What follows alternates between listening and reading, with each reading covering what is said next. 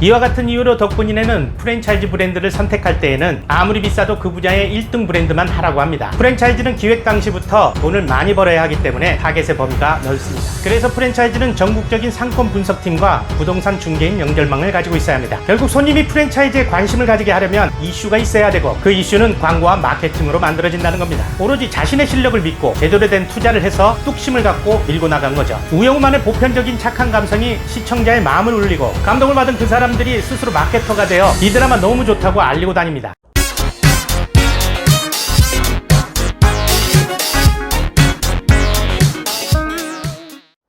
안녕하세요. 카페 창업 전문 코치 덕분이네입니다. 프랜차이즈와 개인 카페의 차이를 알고 계시나요? 프랜차이즈는 창업비가 비싸고 개인 카페는 싸다? 아무래도 프랜차이즈 매출이 더 높을 수밖에 없다? 항상 이런 식입니다. 내 기준에서만 차이점을 찾습니다. 손님이 느끼는 차이점이 뭔지를 생각하지 않습니다. 손님에 대한 고려는 전혀 없고 내가 처해진 상황에서 나에게 유리한 방법으로 차이점을 찾고 선택합니다. 덕분이네는 이전에도 이와 관련한 영상을 올린 적이 있습니다. 오늘은 성공하는 프랜차이즈와 개인 카페를 손님이 어떻게 다르게 생각하는지에 관해서 얘기해 보려고 합니다. 시작하기 전에 구독과 좋아요 꾹 눌러주세요. 알림 설정도 잊지 마시고요. 저에겐 큰 힘이 됩니다.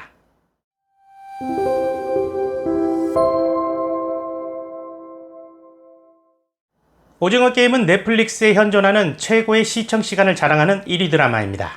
그동안 K드라마는 주로 아시아와 중동 지역에서 인기를 끌었습니다. 그러다가 코로나 시국을 맞으면서 넷플릭스라는 OTT 서비스가 전 세계적인 선풍을 일으키기 시작합니다. 어느 나라의 드라마든 넷플릭스를 통해 전 세계인이 동시에 시청할 수 있는 시대가 열린 것입니다. 다시 말해 진정한 진검승부가 시작되었다는 거죠. 이제 한국 드라마는 아시아와 중동에만 인기 있었던 한국식 멜로나 사극으론 전 세계인을 상대로 흥행에 성공할 수 없음을 자각합니다. 판이 커졌고 그로 인해 손님이, 즉 타겟이 달라졌으니 상품도 바뀌어야 하는 것은 어찌 보면 당연한 것이었겠죠. 그래서 K드라마는 전 세계적으로 인기를 끄는 장르물에 도전합니다. 좀비 장르물인 킹덤이 바로 그것의 시작이었죠. 오랫동안 드라마투르기로 갈고 닦은 K드라마는 장르물로 세계적 흥행에 성공합니다. 이후 또 다른 크리처물 장르인 스위트홈이 큰 성공을 거두게 되고 드디어 오징어 게임이라는 데스게임 장르물이 탄생합니다. 결국 오징어 게임은 넷플릭스 역대 1위 기록을 갱신해버립니다. 헐리우드의 대작을 블록버스터라 부르죠. 블록버스터 2차 대전에 탄생한 초대형 폭탄. 상업적으로 큰 성공을 거두기 위해 의도적으로 막대한 자금을 투자하고 거대한 배급망을 통해 유통되는 영화. 오징어 게임은 K드라마 버전의 세계를 상대로 하는 블록버스터였다는 셈이죠. 이와 같은 게 바로 프랜차이즈 카페입니다. 프랜차이즈는 기획 당시부터 돈을 많이 벌어야 하기 때문에 타겟의 범위가 넓습니다. 당연히 자금이 많이 투입되어야 하기 때문에 역시 많은 투자가 필요합니다. 영화에서 배급망인 극장은 프랜차이즈에서는 점포입니다. 그래서 프랜차이즈는 전국적인 상권 분석팀과 부동산 중개인 연결망을 가지고 있어야 합니다.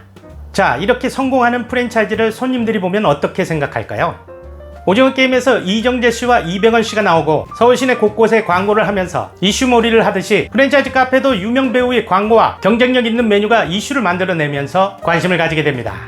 손님들은 그 시대의 유행을 선도하는 프랜차이즈에서 소비를 하면서 삶의 가치를 찾습니다. 유명 프랜차이즈를 소비하는 것만으로도 내 가치가 올라가는 것 같습니다. 여기서 우리가 알아야 하는 것은 결국 손님이 프랜차이즈에 관심을 가지게 하려면 이슈가 있어야 되고, 그 이슈는 광고와 마케팅으로 만들어진다는 겁니다. 그래서 광고 모델이 더 유명할수록 이슈 또한 올라갑니다. 이게 핵심입니다. 상황이 이러하니 창업비용과 로열티가 비쌀 수밖에 없습니다.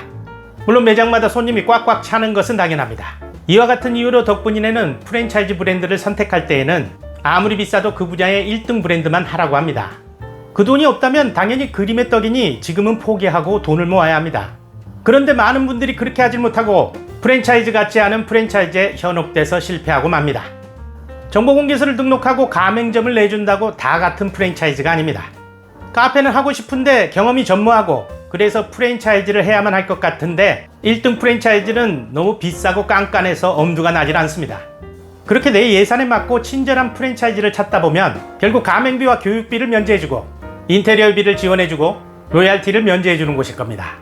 실패로 가는 게이트가 열리는 순간이죠. 물론 지금 1등인 프랜차이즈도 초기에 이런 시절을 거쳤을 겁니다. 하지만 그 수많은 브랜드 중에 1등 하는 것은 하나밖에 없습니다.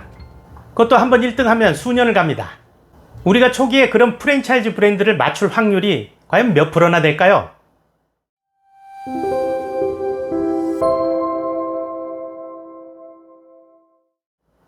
요즘 장안의 화제죠. 앞으로 읽어도 거꾸로 읽어도 우영우. 기러기 바나나, 인도인 별똥별, 역삼역? 새로 생긴 신생 채널 ENA에서 만든 드라마로 첫 회 0.9%라는 미미한 시청률을 기록한 우영우는 회차를 거듭할수록 인기를 끌면서 공중파 시청률에서도 쉽지 않은 15%를 넘어섭니다. 국내 인기는 그렇다 치고 우영우는 넷플릭스와 계약이 되어 있어 시차는 있지만 거의 같은 날 넷플릭스를 통해 송출하게 됩니다. 넷플릭스는 우영우의 초기 회차를 아시아를 비롯한 비영업권 분야에서만 공개를 합니다. 근데 이게 폭발적인 인기를 끌면서 1위를 휩쓸어버리는 겁니다. A급 배우도 없는 데다 법정물이라고 하기에는 애매해서 전 세계적으로 인기를 끄는 장르물에 속하지도 않습니다. 이런 놀라운 인기는 중간회를 거듭하면서 전 세계에 공개되고 넷플릭스 전 세계 5위를 기록하게 됩니다. 우영우는 처음부터 이슈를 일으킬 만한 요소를 갖고 시작하지를 않았습니다. 우영우 역을 맡은 주인공 박은비 씨가 연모에서 다소 유명해지기는 했지만 오징어 게임에 나오는 배우들처럼 A급 톱 배우라고는 말할 수 없습니다. 처음 0.9%라는 미미한 시청률이 이것에 대한 반증이라 할 수 있죠. 그렇다고 제작비를 결코 적게 들이지 않았습니다. 제작팀은 서울 하늘을 나는 고래와 같이 자폐아인 우영우의 내면을 표현하기 위한 CG에 돈을 많이 들였다고 합니다. 내실, 즉 작품의 퀄리티에 몰빵했다는 얘기죠. 이렇듯 우영우는 여러 면에서 개인 카페 성공의 본질과 닮아 있습니다. 먼저 프랜차이즈의 성공 요소인 광고, 마케팅을 통한 이슈몰이가 없습니다. 오로지 자신의 실력을 믿고 제대로 된 투자를 해서 뚝심을 갖고 밀고 나간 거죠. 모두가 좋아한다고 볼 수 없는 법정 드라마, 자극적인 것 없는 착한 감성의 드라마, 절대 흥행에 도움이 되는 장르물이라고 볼 수 없습니다. 우영우만의 보편적인 착한 감성이 시청자의 마음을 울리고 감동을 받은 그 사람들이 스스로 마케터가 되어 이 드라마 너무 좋다고 알리고 다닙니다. 이슈가 생기고 화제가 됩니다. 이제 장르물을 선호하는 사람들까지도 관심을 가지고 보게 됩니다. 그리고 드라마의 본질인 감동을 느끼며 환호합니다. 개인 카페도 이래야 합니다. 퀄리티에 집중하고 손님에게 감동을 줄 수 있는 방법을 끊임없이 연구해야 합니다. 내 카페를 떠나는 손님이 자꾸 주인의 눈을 맞추고 싶어 하는, 참지 못하고 말 한마디 건네려고 하는 바로 그런 감동을요. 그 손님은 이제 더 이상 내 카페의 감동에서 헤어날 수 없을 것입니다. 어떠세요? 도움이 좀 되셨나요? 도움이 되셨다면 구독과 좋아요 꾹 눌러주세요. 저에겐 큰 도움이 됩니다. 다음에 또 뵙겠습니다. 덕투도 분투도 이내. 구독과 좋아요, 알림 설정까지 부탁드립니다.